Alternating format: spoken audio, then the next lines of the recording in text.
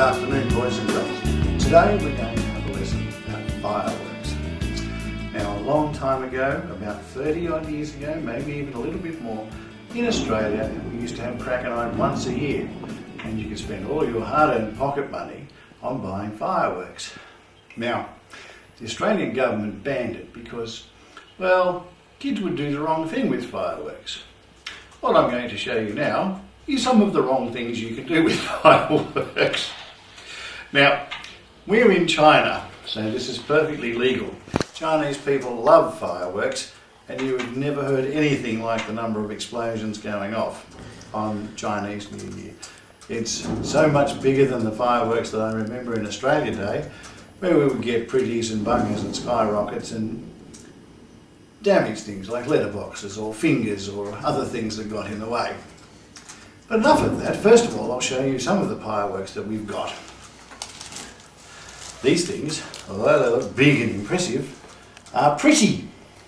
Pretty fireworks are to keep your wives, girlfriends and mothers happy. They are no fun. This looks big and impressive. This is also a pretty firework. Again, not much fun. Now, for my children, if you're watching, you will never be able to do this because fireworks are illegal for the reasons I outlined before and for things I'm going to show you in a minute. This is fun.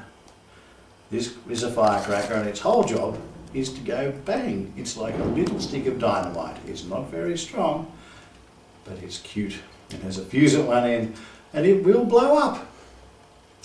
Now, when I was a kid, fireworks about this size we used to call pohas. Now these didn't necessarily cause a lot of damage. Their big brothers, the pennies and the thunders, they were the things that would remove a finger or damage a letterbox. We don't have any of those. But for hardly any money, about $10 Australian, I bought those pretty ones. I bought 100 of these, and in one big string, 500 more. How good is that? Now, I also don't like people to waste food, but we bought a couple of Australian type bread rolls in China and we didn't eat them on the day and they are now as hard as a rock. Well, we can't eat it, we can't cut it. What are we going to do, I hear you ask? Plainly the answer is we're going to blow it up, or at least we're going to try. We have no idea what will happen. This is just an experiment in fun. So, first of all, there's nothing scientific about this at all, kids, and it's a little bit dangerous, but I'm going to take an ordinary pen and I'm going to poke it into the end. Uh-oh, that was no good. I'll poke it in. This bread roll might be easier to break than we thought. I'll poke it in there for what's left. Oh dear. I think this bread roll is already blown up. Maybe we can try this bread roll. I don't know, but this whole thing might be an exercise in futility. If we can get a hole in here, then we can get a firework in it. Then hopefully Tina's mum and dad don't see us doing this. Right, there's one hole. We have a hole in here. We have a space for a firework. Now in a minute, we're not stupid, boys and girls. We are going to go outside and blow this up. I hear you now, there might be girls or mothers or women watching this video and they will say, you are stupid. They may be right, but we're not going to do it in the lounge room.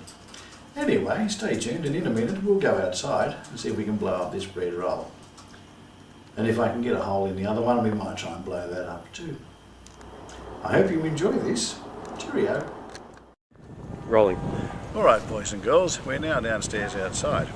Piece of bread, firecracker in the hole. We can find our lighter.